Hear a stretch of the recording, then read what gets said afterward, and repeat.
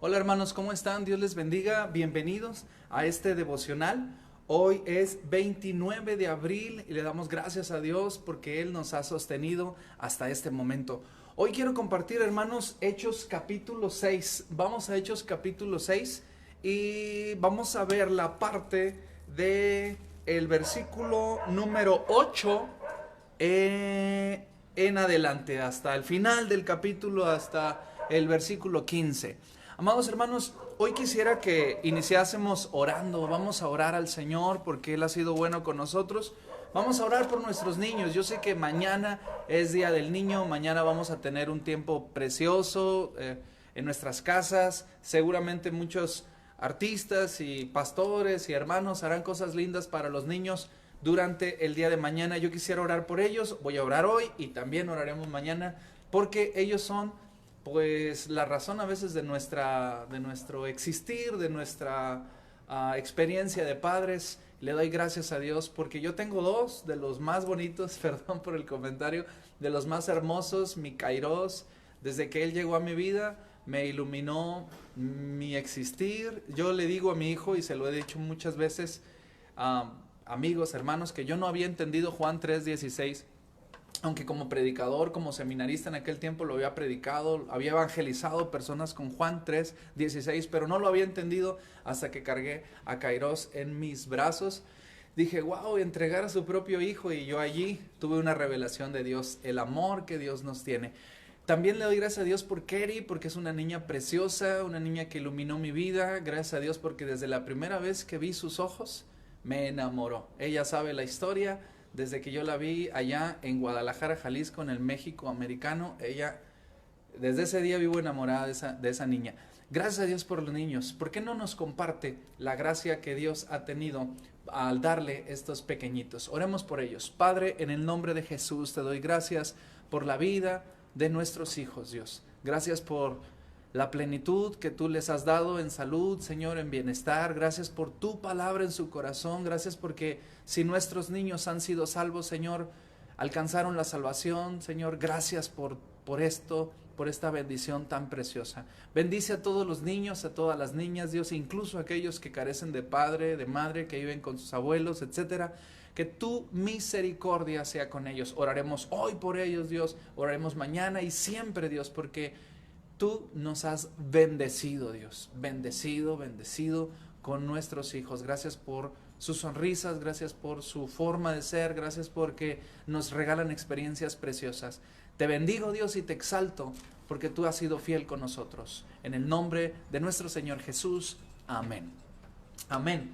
Gracias a Dios. Vamos al arresto de Esteban, capítulo número 6 del libro de los Hechos. Vamos a leer el pasaje y dice así. Y Esteban, lleno de gracia y de poder, hacía grandes prodigios y señales en el pueblo. ¿Qué dice aquí, hermanos? Gracia y poder. No vamos a ir verso por verso o idea por idea para que vayamos abarcando todo el texto. Gracia y poder.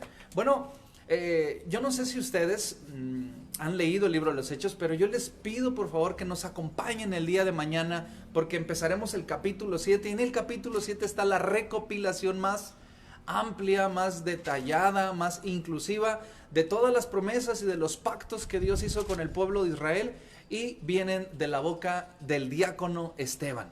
Esteban, lleno de gracia y de poder. Esta frase parece referirse a la manera tan fluida, tan sobria, tan sustentada, tan correcta, tan apasionada, tan agradable, tan clara en cómo Esteban se expresaba. Gracia.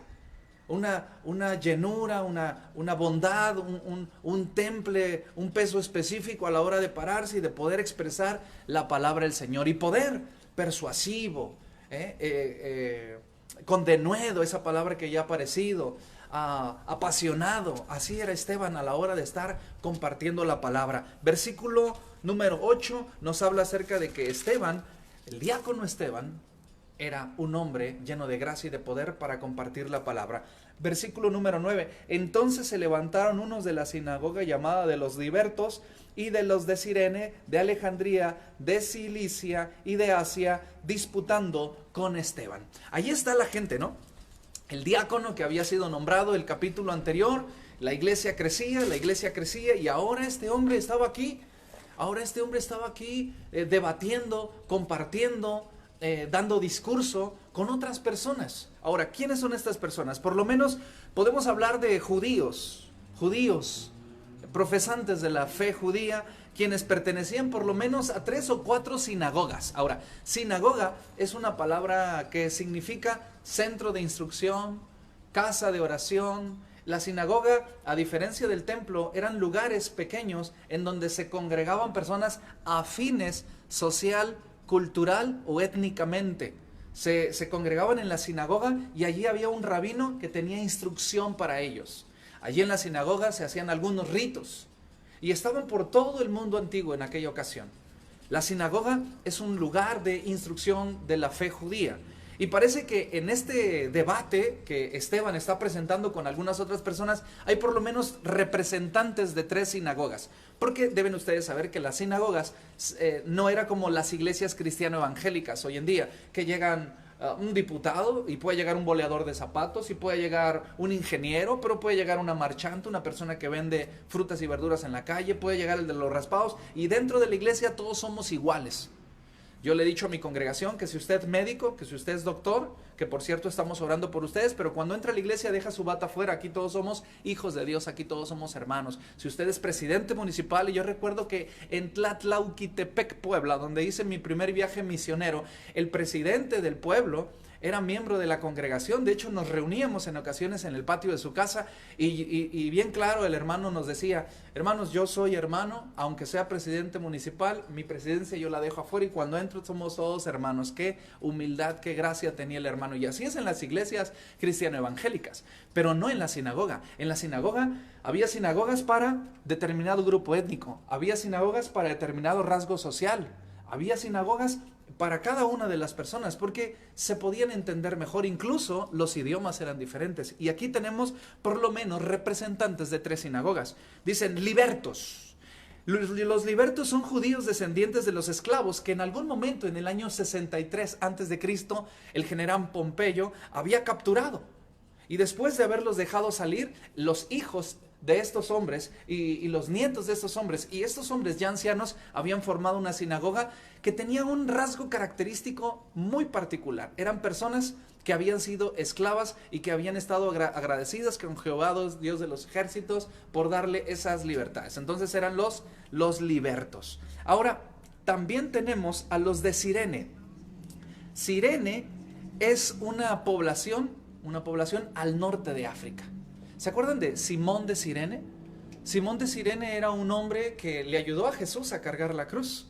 Entonces, en esa ocasión, también podemos entender que los de Cirene eran del norte de África. También tenemos a los de Alejandría. Los de Alejandría era una ciudad al norte de África en la desembocadura del río Nilo. Alejandría posteriormente fue una escuela de interpretación de la palabra del Señor, una escuela de hermenéutica y teología muy posteriormente, pero allí había una sinagoga. También había gente de Cilicia y de Asia, actualmente el país de Turquía. ¿Por qué les comento todo esto? ¿Cómo es posible que se hayan puesto de acuerdo los alejandrinos con los de Cirene, con los libertos y con los de Asia y con los de Cilicia? Dato histórico: Cilicia es la región en donde se encuentra Tarso. ¿Y saben quién era de ahí? Saulo de Tarso, el que también llamamos el apóstol Pablo. Es posible que Pablo o ahora Saulo asistiera a esa sinagoga de los de Cirene. Ahora, ¿qué está pasando, hermanos? ¿Qué está pasando? ¿Cómo se pusieron de acuerdo, hablando diferentes idiomas, teniendo diferente estructura económico-social, teniendo diferentes ancestros, pero para debatir en contra de Esteban se pusieron de acuerdo? ¿No está interesante esto? De varias sinagogas se pusieron de acuerdo para presentarle defensa a Esteban y poder debatirle. ¿Cuál era el debate? Jesucristo, la resurrección, el Mesías en el Antiguo Testamento, y ellos a la negativa, a la argumentación, y ahí estaba el debate, y parece que el debate inició bien, inició formal, pero Esteban, ¿se acuerda del versículo número 8? Predicaba o exponía la palabra con gracia y poder. Y estos hombres están allí debatiendo, haciendo uso de todo su conocimiento, pero deben saber que Esteban también está bastante documentado. En el capítulo número 7 del libro de los Hechos van a ver cómo Esteban hace una argumentación bien hermosa que mañana veremos. En el versículo número 10 encontramos un detalle. Mire lo que dice la palabra del Señor en el versículo número 10. Dice, pero no podían resistir la sabiduría y el espíritu con que Esteban hablaba. Esto es un detalle del capítulo número 6, versículo número 9. El 9 y el 10 parece que están hablando del denuedo, del poder, de la solvencia con lo que Esteban está hablando. Oiga, pero déjeme preguntarle una cosa. ¿De dónde salió Esteban tan paladín de la palabra? ¿De dónde le vino a Esteban ese peso específico, ese arraigo, ese bien plantarse enfrente de las personas que le están debatiendo? Solamente el Espíritu Santo de Dios nos da esa capacidad. Y digo nos porque se la da a usted, me la puede dar a mí y se la puede dar a cualquiera que hable con denuedo el poder de la palabra del Señor. Recuerden que Esteban no se dice más de él. No sabemos si es algún erudito, no sabemos si es alguna persona letrada, no sabemos si es una persona pues con cierta educación, pero lo que sí sabemos es que respecto de la palabra de Dios se sabe expresar y se sabe expresar bien. Mire lo que dice la palabra del Señor en el versículo número 11. Entonces sobornaron a unos para que dijesen que le habían oído hablar palabras blasfemas contra Moisés y contra Dios. No pueden con él. No pueden con él. Ellos dan un argumento, Esteban da un argumento más poderoso. Ellos dan más argumentos y Esteban vuelve a plantear el argumento antiguo testamentario y entonces ellos no pudiendo resistir. Está interesante eso, ¿eh? No pudiendo resistir. Ahora, es impresionante. Esteban versus los de Cirene, los de Asia. ¿Sí se acuerdan? Los libertos, los de Alejandría. ¿Qué está pasando? Tantos hombres con una fe bien arraigada, poseedores del conocimiento, fariseo, saduceo, cualquiera que ellos hayan obtenido, no podían debatir contra Esteban. No resistieron la sabiduría y el poder con que él les hablaba. Y ellos entonces recurren al soborno. ¿Se acuerdan a quién también sobornaron con testigos falsos? A las personas que presentaron defensa en contra de Jesús. Parece que se les está haciendo costumbre presentar testigos falsos para agredir a los predicadores del reino de Dios. El soborno es un acto de corrupción. El enojo y la impotencia es un rasgo distintivo de no poder sostener contra la verdad argumento. Y te voy a decir aquí una cosa. Si tu fe, si tu verdad es insostenible, deja de sostenerla. Escúchame con mucha atención. Si tu fe, si tu verdad es insostenible, deja de sostenerla. Algún día escuché un mensaje que decía algo así: los hombres sostenemos a los ídolos, pero Dios sostiene a los hombres. Escuche con atención. Los hombres sostenemos a los ídolos, de cualquier índole. Pueden ser religiosas, afamados, etc. Héroes. Los hombres los sostenemos. Se alimentan del halago, se alimentan de la devoción, se alimentan de la ignorancia del pueblo para poder ser sostenidos, sean estos vivos o sean estos muertos, y alguien más esté beneficiando de esto. Pero no puede sostener a Dios. Los hombres no podemos sostener a Dios. Dios nos sostiene a los hombres. Esta es una verdad innegable. Ahora déjeme decirle una cosa. ¿Cuál es tu verdad? ¿Cuál es tu argumento? ¿Cuál es tu fe?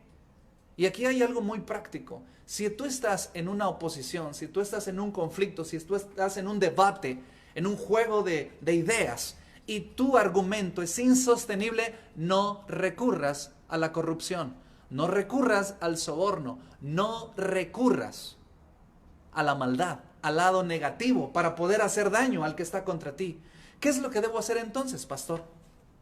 Yo no sé si ustedes se acuerdan, pero en el capítulo anterior, en el capítulo 6, antes de que terminaba, Déjenme ir para allá, para que ustedes y yo recapacitemos en esto. Dice el versículo número 7, versículo 7 del capítulo 6. Observe lo que dice. Y crecía la palabra del Señor y el número de los discípulos se multiplicaba grandemente en Jerusalén. Y escuche, también muchos sacerdotes obedecían a la fe. ¿Qué está pasando? ¿Cuál es la diferencia entre los sacerdotes que obedecían a la fe y estos hombres que debaten contra Esteban y que además de no poder y no resistir el argumento poderoso de la palabra del Señor en la boca de Esteban, recurren al soborno y a la corrupción para poderlo acallar? ¿Cuál es la diferencia entre los que debaten con Esteban y los sacerdotes que abrazan la fe cristiana? Humildad. Humildad. Los sacerdotes, al no poder resistir el argumento, la fe, el poder, la gracia, se arrepentían y, siendo sacerdotes, iban a la fe del Mesías. Ahí empezaron los primeros judíos mesiánicos. Gloria a Dios por todos los hermanos judíos mesiánicos. ¿Qué significa esto? Nacieron judíos, pero abrazan la fe del Mesías, del Cristo Jesús. Y aquí está el gran parteaguas. Los sacerdotes, siendo sacerdotes, seguramente más conocedores que los que de la sinagoga de los libertos, de la sinagoga de los de Alejandría, de los de las sinagogas que ya les he platicado, seguramente más conocedores, más experimentados, más empapados de la Torá, más empapados de las reglas fariseas, saduceas, esenias, etc. Tenían la humildad de arrepentirse de sus pecados y venir al Mesías. ¿Cuál es la diferencia entre el sacerdote que viene al Mesías, sacerdote judío que viene al Mesías, y los que debatían contra Esteban? Humildad. Creo que ese es un rasgo característico de los hijos de Dios. Se requiere humildad, se requiere reconocer que estamos sosteniendo una verdad insostenible. Y yo te voy a decir una cosa, tú que me estás escuchando y que por gracia de Dios me estás escuchando y que no sostienes la fe cristiano evangélica, te voy a dar un consejo. Si tú vienes de cualquier extracto religioso, yo no quiero nombrar ni saber cuál, pero tienes preguntas, tienes que hacerlas fuerte y claro a tus líderes. Incluso si tú eres cristiano evangélico de cualquier denominación y tienes preguntas, tienes que hacerlas. ¿Sabes por qué? Porque Dios nos dio la capacidad de pensar para poder relacionarnos de una mejor manera con Él, porque Dios es un Dios inteligente. Pero cuando la inteligencia llega a su límite, la humildad entra en función. Los sacerdotes seguramente también argumentaron, pero al final decidieron venir al Mesías. Pero estos hombres ahora están sobornando a otros para poder arrestar a Esteban. Y déjame decirle una cosa, lo están acusando de blasfemia. Mira lo que dice el Antiguo Testamento. ¿Qué significa la palabra blasfemia? Pues decir algo en contra de la fe, decir algo en contra de Dios, maldecir, etc. Mira lo que dice el versículo número 13 del capítulo número 24 del Levítico. Y Jehová habló a Moisés y le dijo, saca al blasfemo fuera del campamento. Todos los que lo oyeron blasfemar, pongan sus manos sobre la cabeza de él y apedréenlo toda la congregación. Y los hijos de Israel hablarás esto diciendo, cualquiera que maldijere a su Dios, llevará su iniquidad. Y el que blasfemar en el nombre de Jehová ha de ser muerto. Toda la congregación lo apedreará. Así el extranjero como el natural, es decir, el prosélito, el que viene de fuera o el que haya nacido judío. Dice, si blasfemare el nombre con N mayúscula, que muera. Entonces, la acusación de blasfemia, ya saben cuál es la sentencia. Lapidación. Lapidación es decir, apedrearlo, matarlo toda la congregación. Pero hay un rasgo interesante en la lapidación. Cuando tú estás, bueno, perdón por el comentario, pero cuando se lapidaba, no cuando tú estás lapidando, sino cuando se lapidaba a alguien, o sea, cuando se apedreaba a alguien, había quebranto, había lloro. La congregación sufría, la congregación judía sufría porque el blasfemo surgió de entre nosotros. Y cada pedrada que pegaban al blasfemo era una pedrada en su corazón, porque al morir el blasfemo no es no es cortar lo malo, es que de nosotros salió el blasfemo y a nosotros nos duele tener que separarlo. Esa era la esencia de la lapidación, no era la ira, no era el ensoberbecerse. Por eso Jesús le dijo: el que esté libre de pecado, que arroje la primera piedra. Porque la lapidación era un juicio, pero que juzgaba más al que caía bajo las piedras, juzgaba a la congregación y al liderazgo. Este es blasfemo y surgió de entre nosotros. ¿Qué pasó? Faltó enseñanza, faltó instrucción, faltó seguimiento, faltó amor, faltó compasión. Y ahora, como nosotros hemos fallado, tenemos que nosotros, por nuestras propias manos, al que amamos, al que comparte con nosotros, al que es de entre nosotros, nosotros tenemos que lapidarlo. Esa era la verdadera esencia de la lapidación. Sin embargo, en los tiempos de Esteban, la lapidación que próximamente se va a dar en el siguiente capítulo es de odio, es de coraje, es de rabia, es de impotencia. ¿Quiénes estaban blasfemando? ¿Esteban estaba blasfemando? ¿O ellos estaban blasfemando? Es interesante. Lo acusan de blasfemia y el que blasfema es el que lanza la piedra. Versículo número 12. Y soliviantaron al pueblo y a los ancianos y a los escribas y arremetieron y arrebataron y entregaron al concilio. Ahora, ¿cuáles eran las acusaciones? Vea las acusaciones en el versículo anterior. Dice la palabra: entonces sobornaron a unos que dijesen que le habían oído hablar palabras blasfemas contra Moisés y contra Dios. Y soliviantaron al pueblo y a los ancianos y a los escribas, y arremetiendo le arrebataron y le trajeron al concilio. Con empellones, con empujones, con patadas, con malos modos, con maltratos, arrastrándolo, empujándolo, injuriándolo. Llenos de ira, llenos de rencor, llenos de impotencia, llenos de rabia. Lo tomaban por los pelos, lo golpeaban a puñetazos y lo llevaron ante el concilio. Qué triste, ¿no es cierto? Qué episodio tan triste y tan cruel. Y dice la palabra del Señor: y pusieron testigos falsos que decían, versículo número 13, este hombre no cesa de hablar palabras blasfemas contra este lugar y contra este lugar santo y contra la ley. Y pues le hemos oído decir que ese Jesús de Nazaret destruirá este lugar y cambiará las costumbres que nos dio Moisés. Esas eran las acusaciones. Este no se cansa de decir que Jesús de Nazaret destruirá este lugar, hablando del templo, y además nos cambiará las costumbres que nos dejó Moisés. ¿Se imaginan? Dos acusaciones. Destruirá nuestro lugar de adoración. Destruirá nuestra institución.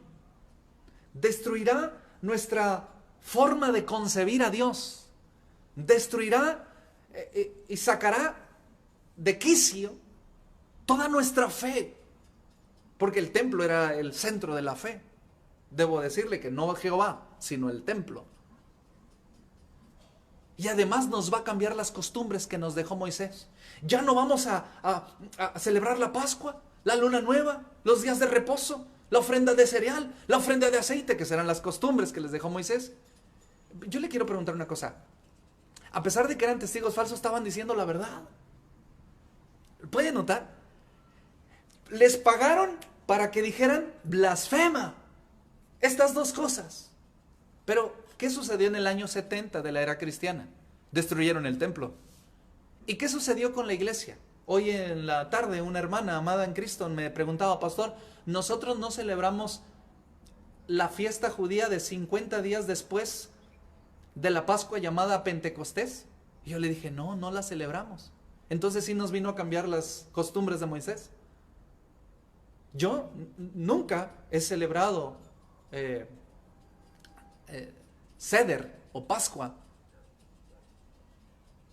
Entonces sí nos vino a cambiar las costumbres judías, porque yo soy creyente en Cristo, yo soy hijo de Dios, yo soy hijo de Abraham por la fe, soy miembro de la Iglesia Universal de Cristo y pastor de la primera iglesia bautista de León, Guanajuato, y no celebro las enramadas, no celebro la libación del agua, no celebro la Pascua, no celebro Seder, no uso kipá. ¿Qué significa esto? Entonces sí Jesús vino a cambiar las costumbres. Entonces sí Jesús Porque ¿quién más dio la autoridad para destruir el templo? Los testigos falsos estaban diciendo la verdad. Aunque Jesús había dicho que destruiría el templo, pero se refería a su cuerpo. Destruyan este templo y en 3 días lo edificaré. El contexto del Nuevo Testamento. Y es cierto, al tercer día resucitó. Pero volvamos al contexto de Hechos. Las 2 blasfemias eran verdad. Los testigos falsos, dijeron verdad. Jesucristo desquició, es decir, quitó el quicio, es decir, sacó del centro la fe judía y la colocó en el Mesías. Entonces, sí es cierto que vino a cambiar las costumbres y que el centro de adoración dejó de ser el templo. ¿Sabía usted que todavía los judíos, amigos judíos, que todavía practican la fe judía, se dirigen hacia Jerusalén para orar? Pero nosotros, ¿hacia dónde nos dirigimos, cristianos? Ora a tu Padre que está en secreto, cierra tu puerta, y tu Padre que te ve en secreto te recompensará en público. Nosotros ni siquiera sabemos para dónde queda la Meca o para dónde queda Jerusalén. A veces nos perdemos hasta en el Walmart. Pero cuando oramos, oramos a Dios, el creador de los cielos y de la tierra. Entonces sí cambiaron las costumbres. Entonces sí, el templo se destruyó, solamente queda parado el muro de los lamentos. Entonces, ¿quiénes eran los blasfemos? ¿Esteban o ellos? Entonces, ¿eran testigos falsos? Pues tan falsos, que dijeron 2 verdades. ¿Por qué no continuamos con el versículo número 11? Y entonces dice, 14 dice, pues le hemos oído decir a ese Jesús de Nazaret destruirá este lugar, se destruirá en el año 70, y cambiará las costumbres que nos dio Moisés. La iglesia cristiana evangélica, la iglesia cristiana, no celebra más que la Navidad y Semana Santa. De las celebraciones judías, ni una sola celebra la cristiandad. Y si alguna celebra, en este momento se me está olvidando, pero hágame el comentario, ¿cuál celebración judía celebra la iglesia cristiana evangélica? 15. Entonces todos los que estaban sentados en el concilio, al fijar los ojos en él, vieron su rostro como el rostro de un ángel. ¿Sabe usted cómo es recordado Esteban? Esteban es recordado como el primer mártir. Ahora, la palabra mártir en español viene del griego mártir, que significa testigo. Está interesante. Esteban fue el primer mártir porque fue la primera persona que murió lapidada por sostener la fe. Mártir significa testigo en la palabra original. Ahora, le quiero preguntar una cosa. ¿Qué significa la palabra ángel? La palabra ángel significa mensajero. Y entonces todo tiene sentido. Esteban, el primer diácono, murió siendo el primer mártir, el primer testigo de la iglesia. Y su sangre, por la lapidación, fue derramada. Y cuando su sangre fue derramada, que lo vamos a ver en el capítulo 7, la iglesia cristiana del primer siglo es perseguida. Yo quisiera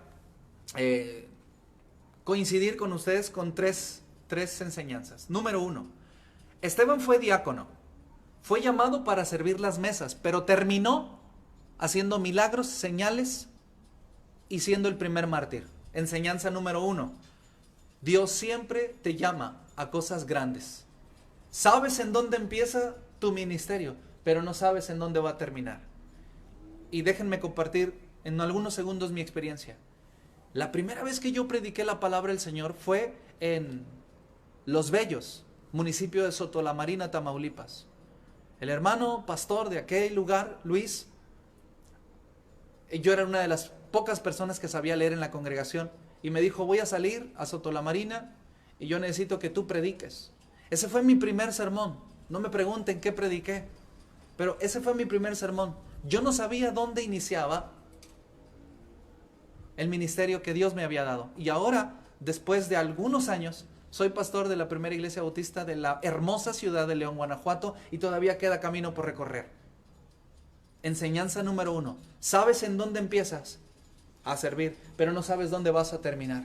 Primera enseñanza. Dios siempre te llama a cosas grandes. Esteban fue llamado para servir mesas y terminó siendo el primer mártir de la iglesia cristiana. Enseñanza número 2. La iglesia enfrentó oposición. Esteban fue el primer mártir, les he dicho, testigo. Pero al ver su rostro como de un ángel en medio de aquel concilio, siendo acusado, siendo abofeteado, siendo violentado, solo puedo aprender una cosa: Dios siempre, siempre, siempre te respalda. Dios siempre te respalda. Aunque las circunstancias de tu alrededor parecen absurdas, aunque las circunstancias de tu alrededor parecen adversas, está siendo golpeado, está siendo injuriado, hay testigos falsos, tiene todas las de perder, no está la iglesia, no está Pedro, no está Jacobo, no está nadie, no está Juan. Jesucristo lo sostuvo y su rostro se vio como la de un mensajero de Dios. Eso significa, cuando voltearon a verlo después de las acusaciones, vieron en su rostro el rostro de un mensajero de Dios. Puedo hacerlo místico este texto, es decir, le brillaba la cara, se puso bien guapo y le salió una aureola, etcétera, pero el texto está diciendo, vieron su rostro como un rostro de un mensajero de Dios, con autoridad, con paz, con gracia, con serenidad, con seguridad, a pesar de haber sido violentado, golpeado y estar a punto de ser lapidado. Después del discurso que dio, lo lapidaron, pero se le ve paz, confianza, temple, seguridad, gracia. Proyecta a Dios en su rostro. Por eso la palabra ángel. Amados hermanos, 2 enseñanzas en esta ocasión. La primera, Dios siempre te llama a algo grande. Recuerda Esteban. Segunda enseñanza, Dios siempre te respalda. Y cuando Dios te voltea a ver, que vea un mensajero de Dios. Un mensajero de Dios. Si te están agrediendo, si te han agredido, si te han corrido, si han abusado de ti por ser cristiano, por sostener la verdad, por decir las cosas como deben ser, si has sido violentado, entonces has sido testigo, mártir, testigo. No permitas que nadie te robe el gozo de ser mensajero de Dios. No permitas que nadie te robe el gozo de ser ese que empieza. En lo poco ha sido fiel y sobre mucho será puesto. Dios siempre te está llamando para cosas más grandes. Amén.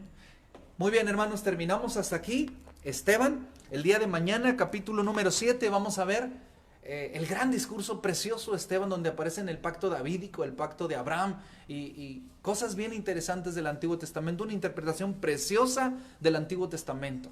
Así que mañana, hermanos, no se pierdan el devocional.